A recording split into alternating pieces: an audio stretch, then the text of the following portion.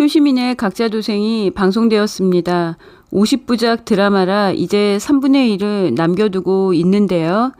요즘 한창 재미있게 보고 있어서 아쉬운 생각이 듭니다. 태호가 취조실에서 박준성 차장검사를 만나는데요. 저 말고 태산을 잡으라고 합니다. 태산을 사리사욕으로 채운 장숙향과 염진수, 강진범 회장의 비리를 파헤치라는 뜻인데요. 37회부터 강태호가 구치소까지 가며 밝히려고 한 장숙향의 범죄들이 TV 라이브를 통해 하나씩 세상에 드러날 것 같습니다. 이호성이 회계 직원을 의심하기 시작했고요. 미국에 있는 박진명 이사의 행방도 수소문하기 시작했는데요.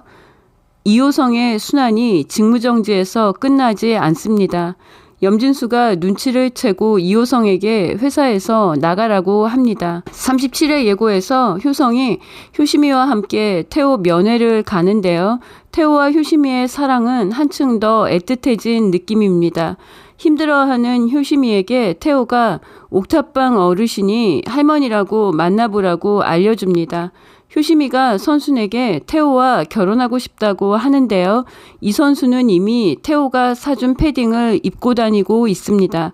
선순도 효심이와 태호의 결혼을 허락할 것으로 예상합니다. 저는 개인적으로 이번 회차가 제일 재미있었습니다. 특히 이호준이 웃겼습니다. 이호준이 엄마 이선순의 카페 개업식에서 깽판을 쳤는데요. 나름 귀여운 깽판이었습니다. 이선순과 효심이는 미리미가 누군지 알고 있었기 때문에 한숨을 쉬면서도 아무 말도 하지 않았는데요. 술을 많이 마신 효준이가 효성이가 미리미로 보였는지 몸도 주고 마음도 줬는데 떠나냐고 하더니 방끝순과 양이주, 루이와 필립의 귀를 쫑긋하게 하는 연애사를 폭로하네요. 박프로가 가온이의 귀를 막았습니다. 효준이가 이호성을 껴안고 미리미를 애타게 부르며 네가 먼저 키스했다고 합니다. 웃겼지만 10년 동안 변호사 시험 떨어지며 고시원에서 공부만 하느라 연애를 못했을 효준이가 정미림과 싸우고 공부하고 서로의 꿈을 응원해주면서 사랑에 빠진 것 같아서 보기 좋았습니다. 이호준이 미리미가 고시원을 나가면서 택시 타고 갈 때 미리미를 붙잡으려고 가는 택시를 향해 마구 쫓아갔잖아요.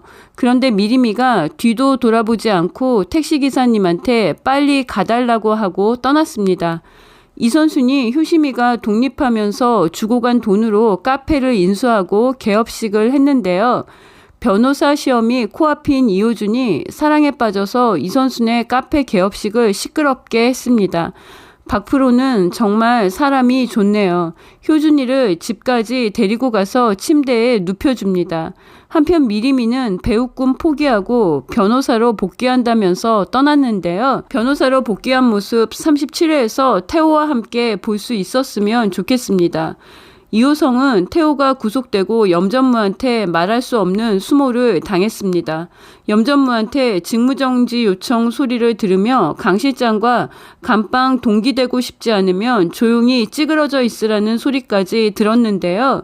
눈치 빠른 양이주가 아가씨가 사귄 사람이 당신 직속 상사인데 괜찮냐고 물으면서 감방 갈 줄 모르고 괜히 부러워했다고 하네요. 이번 회차는 모든 등장인물들이 자신의 인생에서 벌어진 일들을 정면으로 마주하는 모습을 보여줬다는 생각이 드는데요. 이호도가 불량한 생각으로 강태민을 찾아간 건 마음에 안 들지만 나름 중요한 역할을 했습니다. 강태민은 강태희와 정략 결혼 예정이었던 다른 재벌집 비서실에서도 태희가 서울에 있고 결혼했다는 걸 파악하고 있는데 순진하게 모르고 있던 사실을 알게 해줬습니다. 태민이 효도가 준 명함을 들고 태희가 하는 치킨집을 찾았는데요. 강태희가 집을 나와 노숙자 생활을 했던 이유와 앞으로도 무섭고 끔찍한 엄마가 사는 집에 들어가지 않고 지금처럼 치킨 팔면서 살고 싶다고 오빠 강태민에게 이대로 살게 해달라고 했습니다. 태민은 태희를 통해 장숙향의 끔찍한 실체를 알게 되었는데요. 강태민이 술을 마시고 장숙향에게 전화해 태희와 할머니에 대해 묻는데요. 숙향은 또 뻔뻔하게 거짓말을 합니다. 태민이 짝사랑한 효심이를 찾아가 자신도 형제를 잃었고 부모님과 믿을 수 없는 관계가 되었다고 했는데요. 예고에선 태호를 찾아가 할머니 최명희가 있는 곳을 물었습니다. 태호가 알려주지 않습니다. 당연하다고 생각합니다. 태민은 할머니가 장숙향과 강진범에 의해 감금당했던 걸 묵인했으니까요.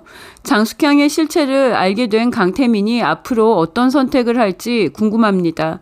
37회 예고에서 최명희가 TV 라이브를 통해 장숙향의 비리를 하나씩 터뜨리고 숙향이 좌불안석에 빠진다고 선공개되었는데요.